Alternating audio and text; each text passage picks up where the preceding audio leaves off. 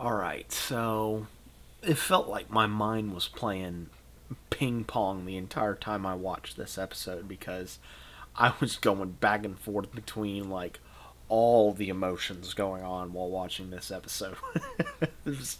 I started oh, happy, and then oh, worried, and then oh, this is a sweet moment, and then scared, and then going to happy and joyful towards the end, and then also fear at the very very end. But that's just how the series is going to be. Hey guys, what's going on? It's Daniel Strunk from QuickTime Reactions. I'm back from my brief little vacation, going to my sister's graduation, and I got home today and just got done watching The Last of Us, season 2, episode 4, I believe. I believe it's episode 4. I'm just making sure of it really quickly. And yes, I am keeping this in the video.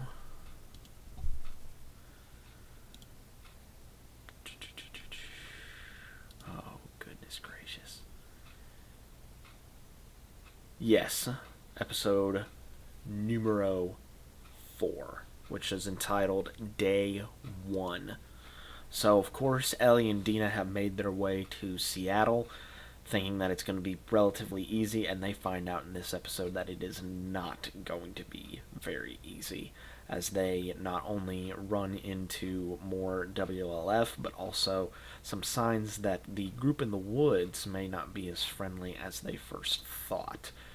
Meanwhile, in the episode, we get more of an backstory as to Isaac, the leader of the WLF. We get to know a bit of his backstory in this, as well as Ellie and Dina have been keeping secrets from each other.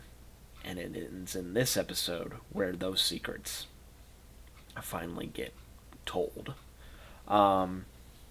So this episode, like I said in the intro, I was definitely ping-ponging in terms of emotions, because the episode starts out with a Fedra soldier in 2018 Seattle in the containment zone.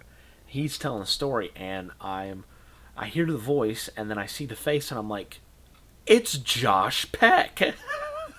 I always get excited whenever I see him in stuff, because I grew up with him on Drake and Josh, and he was in Oppenheimer a few years back. Now he's in this. It's like he just keeps finding all sorts of work, and I'm always surprised to see him in stuff outside of the kid stuff that I grew up with. So that was cool.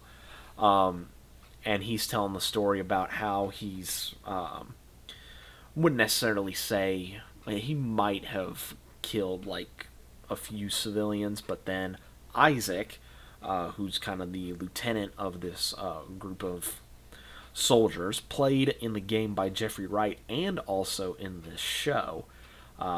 He gives the reason as to, because one of the soldiers says, why did you call them voters? And Isaac says, well, we took away their rights and they protested like voters. I'm paraphrasing a little bit, but they stumble across a group of people who are WLF, and one of them says, you Isaac? And I can't remember the name that Isaac said, but after conferring with this lady, he throws 2 grenades in the back of a Fedra truck and guns down the driver of that truck, and he basically joins in on the WLF. We cut ahead 11 years later to Ellie and Dina at a pharmacy. They trying to find supplies, but Dina finds something that she is going to use relatively quickly. They're basically trying to find a good place to stop and rest, shelter up for a little bit, because they spotted a WLF tagged tower out in the distance, and Ellie wanted to go in by day, and Dina's like, we're gonna get caught, and we're gonna probably get gunned down. So let's go at night on foot. And they hold up in a music shop, and they or I should say Ellie, then sees like an old, not an old because it looked really really good, but a pristine 6 string guitar, and she plays "Take on Me" by Aha. And like I said last week, I know that Bella Ramsey has been getting some flack about her portrayal of Ellie in the series, but I don't want to hear any of that anymore because she killed this rendition of "Take on Me." It was so good, really really good, and I have to say, like, overall, the relationship that Ellie and Dina have in this episode is really good, and that's all down to Bella Ramsey and Isabella Merced. They did an amazing job in this episode, really really good job. Night comes and they're able to get into what I find out in the behind the scenes featurette that they have at the end of the episode is a TV station where the Seraphites have taken WLF soldiers and hung them and strung their insides, out. And so Ellie and Dina are then caught by WLF soldiers. They're able to escape and get into a metro tunnel, but the WLF soldiers are right there. But there's some cordyceps down there, and an infected horde comes in.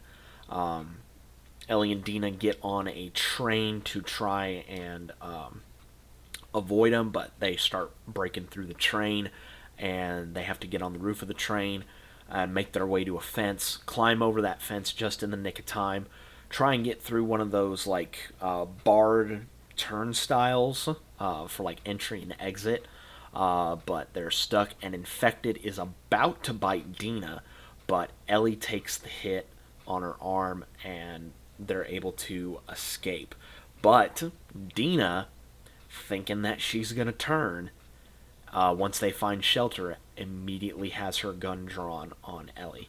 And Ellie's like, "What are you doing?" And then she realizes, "Oh, listen, I know 9 times out of 10, or 10 times out of 10, you are going to shoot me, but just listen to me. I'm immune. I'm going to walk myself over to this chair. You can keep your gun pointed at me as long as you want, but I'm going to bandage up and I'm going to sleep."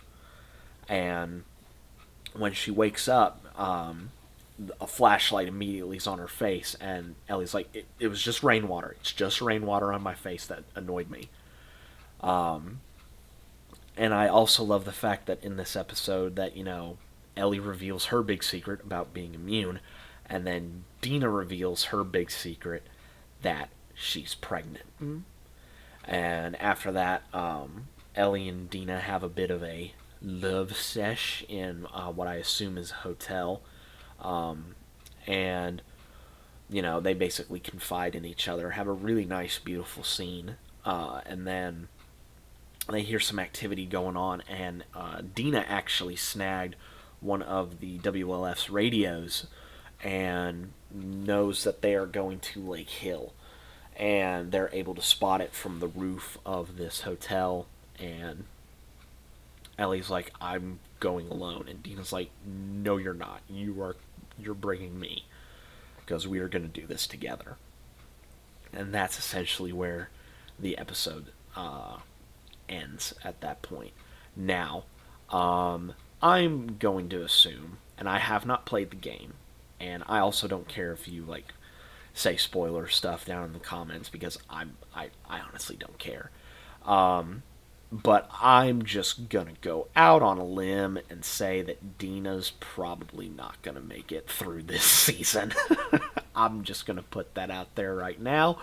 I'm just gonna put that into the air, and whether I'm right or if I'm wrong, well, the people that have already played the game already know if I'm right or wrong. But I'm just gonna make the assumption that Dina's not gonna make it, and Ellie's revenge is going to increase tenfold in this show, because not only is her father figure going to get killed, but her best friend and who she sees as her soulmate is probably going to get killed. So yeah, that's just my assumption as to how Dina's story is going to end. Um, I also noticed in the opening credits, again, Craig Mazin did an amazing job writing this episode, but the director was Kate Herron, and I was like, Kate Herron, why does that name ring a bell? And then I look, she was the person that directed all 6 episodes of season 1 of Loki. So that's why I recognized her name, and I thought she did a really good job of helming this episode. A lot of intimate scenes that I thought she handled really, really well.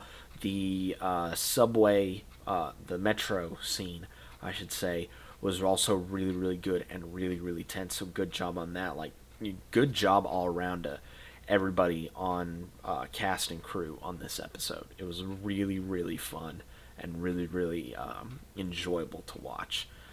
But yeah, that is it for my review of episode 4.